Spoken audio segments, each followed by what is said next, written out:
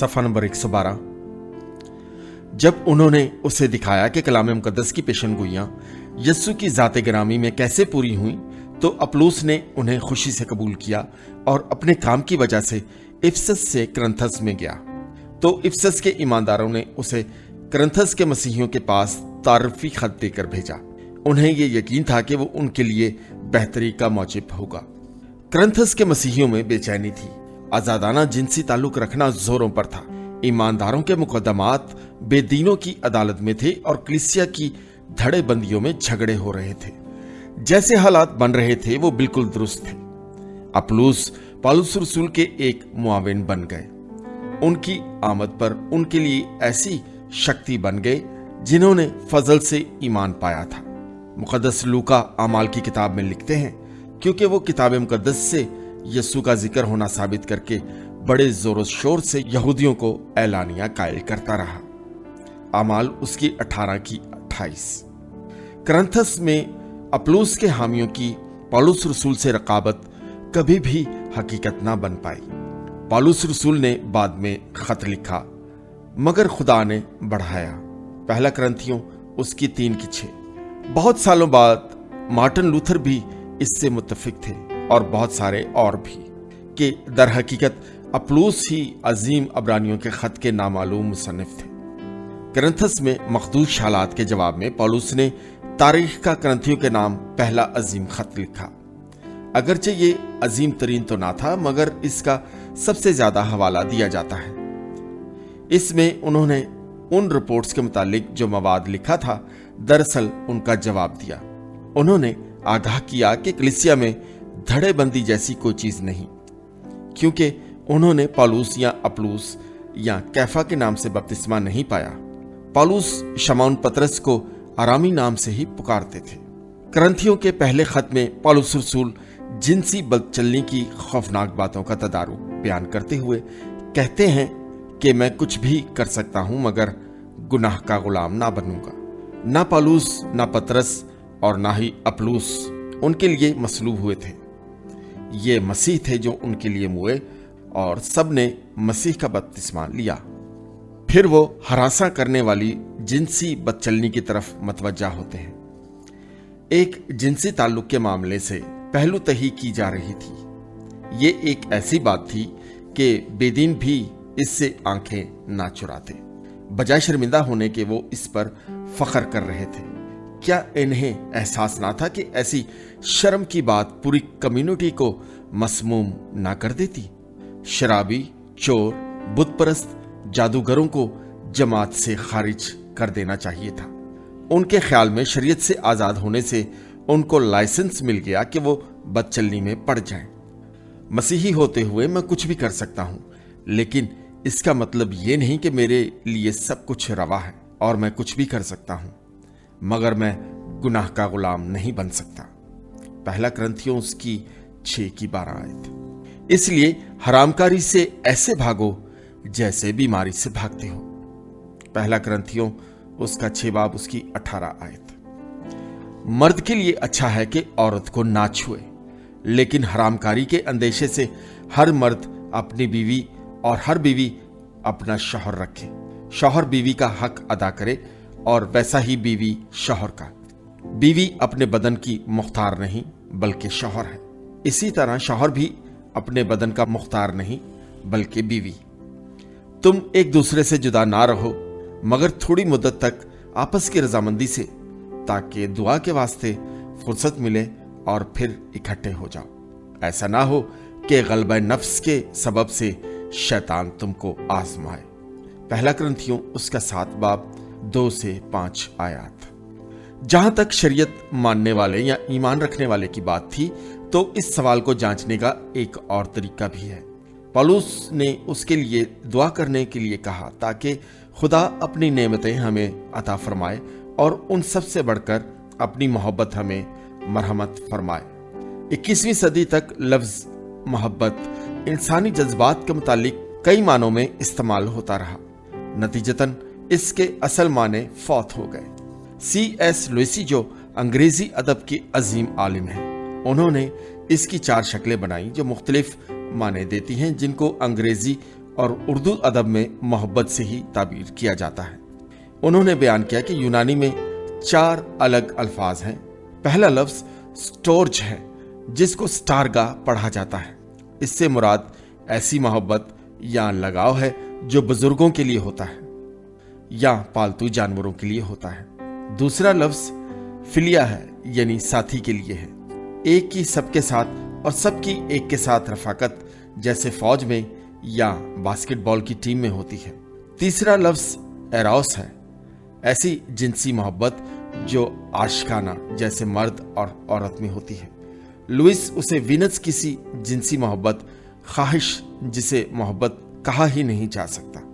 और आखिर में चौथी मोहब्बत अगापे, यानी ये अगापे सबसे आला मोहब्बत है। ये ऐसी अजीम मोहब्बत है जो मुहब के लिए बेलौस मोहब्बत है। यह मोहब्बत ऐसी मोहब्बत है जो उनको की जाती है जो मोहब्बत के काबिल भी ना हो, जैसे कोढ़ी, मुजरिम, दुश्मन, मुनफरिद, अपने से बेहतर और तरशरौ के लिए हो। चूंकि ये सिर्फ नेक जज्बात से ही पैदा हो सकता है, लेकिन बाज़ औक़ात हसास लोग उसे गैर मुनासिब समझते हैं। सफ़ा नंबर 114। पहले करंथियों के मशहूर 13वें बाब में पौलुस रसूल अगापे यानी बेलौस मोहब्बत के बारे में लिखते हैं। किंग जेम्स के तर्जमे में इस लफ्ज़ को चैरिटी यानी सखावत लिखा गया है, जो लातीनी में कारितास से है। यह लफ्ज़ बाद अज़ां पैसे और वक्त के लिए इस्तेमाल किया जाने लगा जो ज़रूरतमंदों को दिया जाता था।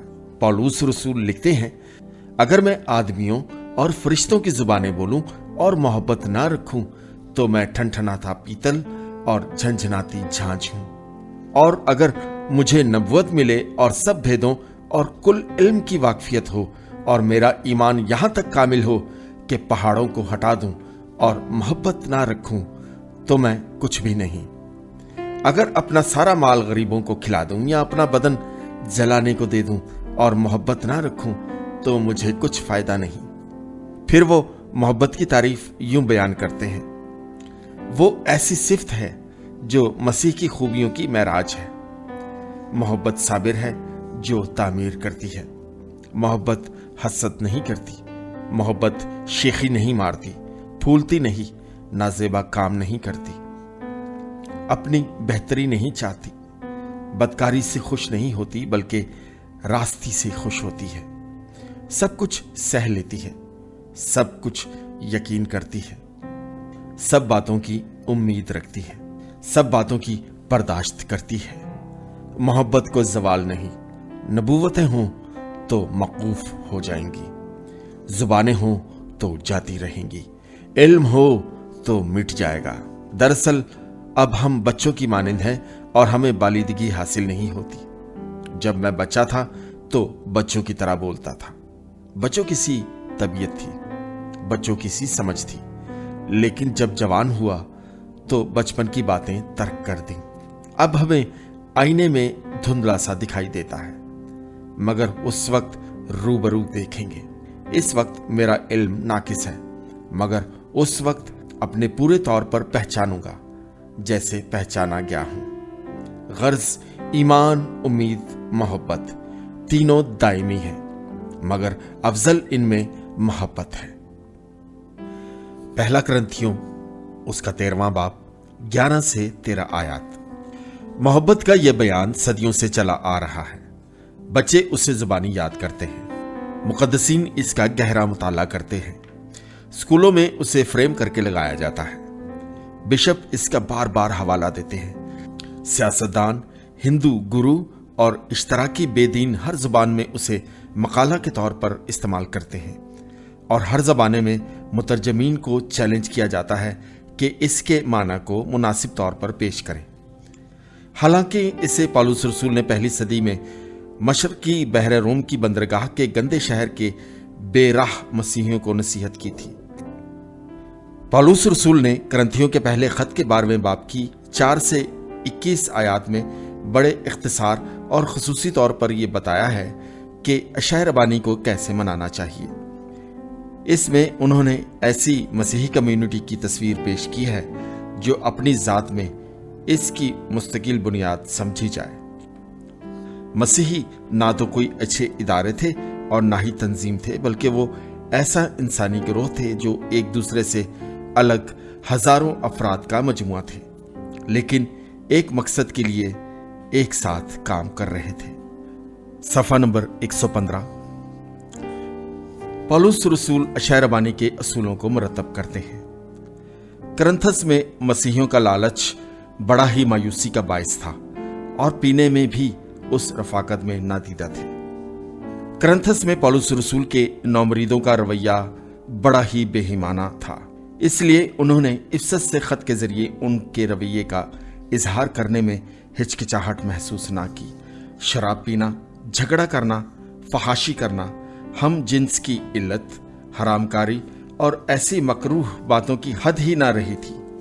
लेकिन जो बात सबसे ज्यादा तकलीफ दे थी वो शायरबानी जिसे सलीब पर जाने से पहले खुदावंद ने अपने शागिर्दों के साथ मनाया था के मुतालिक गलत रवैया था। बस जब तुम बाहम जमा होते हो तो तुम्हारा वो खाना शायरबानी नहीं हो सकता। पहला करंथियों उसका 11वां बाब उसकी 20 आयत।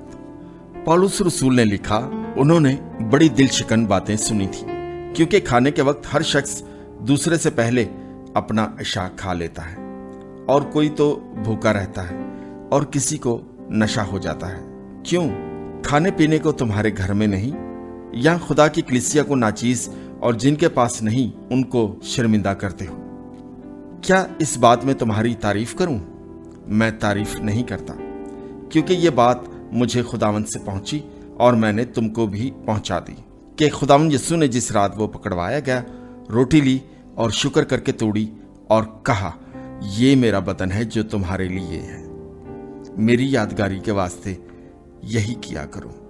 इसी तरह उसने खाने के बाद प्याला भी लिया और कहा, ये प्याला मेरे खून में नया अहद है, जब कभी पियो मेरी यादगारी के लिए यही किया करो।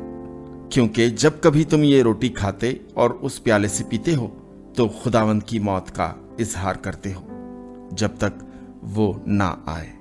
पौलुस उन्हें ऐसा करते हुए सोचने पर मजबूर करता है। इस वास्ते जो कोई नामुनासिब तौर पर खुदावंद की रोटी खाए या उसके प्याले से पिए वो खुदावंद के बदन और खून के बारे में कसूरवार होगा। बस आदमी अपने आप को आजमाए और इसी तरह इस रोटी में से खाए और उस प्याले में से पिए, क्योंकि जो खाते पीते वक्त खुदावंद के बदन को ना पहचाने वो उस खाने पीने से सजा पाएगा। इसी सबब से तुम में बथेरे, कमजोर और बीमार हैं और बहुत से सो भी गए। इसीलिए आजमाने को पौलुस रसूल बड़ी अहमियत देते हैं। अगर हम अपने आप को जांचते तो सजा ना पाते, लेकिन खुदावंद हमको सजा देकर तरबियत करता है ताकि हम दुनिया के साथ मुजरिम ना ठहरे। बस ऐ मेरे भाइयों, जब तुम खाने के लिए जमा हो तो एक दूसरे की राह देखो। अगर कोई भूखा हो तो अपने घर में खा ले, ताकि तुम्हारा जमा होना सजा का बायस ना हो। पहला करंथियों उसकी 11वीं 21 से 34 आयत तक। पहली सदी के मसीही रोटी तोड़ना महज यीशु की एक रस्मी यादगार ना लेते थे, इसके करने के लिए यीशु ने खास हुक्म दिया था।